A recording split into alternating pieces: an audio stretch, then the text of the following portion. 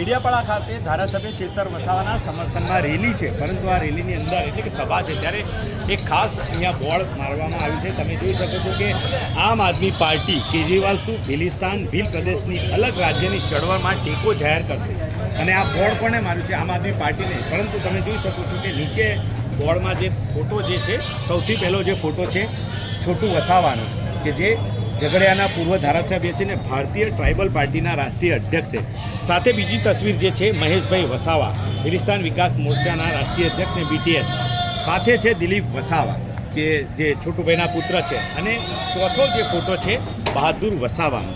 આ તમામના ફોટો સાથે જે સભા સ્થળ છે, તમે જોઈ શકો છો કે આ જે સભા જે છે એ સભાની બાજુમાં જ આ બોર્ડ મારવામાં આવ્યું છે કે ભીલિસ્તાન એટલે કે ભીલ પ્રદેશની અલગ રાજ્યની ચળવળમાં આમ આદમી પાર્ટી કેજરીવાલ ટેકો જાહેર કરશે.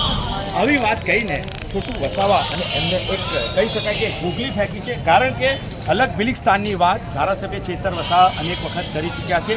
અને એકવાર એમને એવું પણ કહ્યું હતું કે જો ભીલ પ્રદેશ અને અલગ ભીલિસ્તાનના મુદ્દે એટલે કે ભીલ સમાજનું અલગ રાજ્યના મુદ્દે જો પાર્ટી વચ્ચે આવશે તો પાર્ટીમાંથી રાજીનામું પણ આપશે, એવું ચેતર વસાવા એકવાર ગુજરાત તક સાથે આપણે વાતચીતમાં એમને કહી ચૂક્યા છે. ત્યારે ફરી એક વખત ભીલ પ્રદેશના મુદ્દે ચળવળ પેદા થઈ છે, ત્યારે આ મુદ્દાની અંદર આજે અરવિંદ કેજરીવાલ અને ભગવત માનની જાહેર સભા છે, જ્યાં જે બોર્ડ મારવામાં આવ્યું છે એ બોર્ડની અંદર છોટુ વસાવા અને તેમના સમર્થકો અને BTS દ્વારા એટલે કે ભારતીય ટ્રાઇબલ પાર્ટી દ્વારા સવાલ પૂછવામાં આવ્યો છે કે શું અરવિંદ કેજરીવાલ અલગ ભીલ પ્રદેશ મુદ્દે સમર્થન જાહેર કરશે કે નહીં.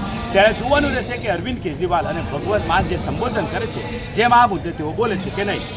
નરેન્દ્ર પેપરવાલા, ગુજરાત તક, નર્મદા.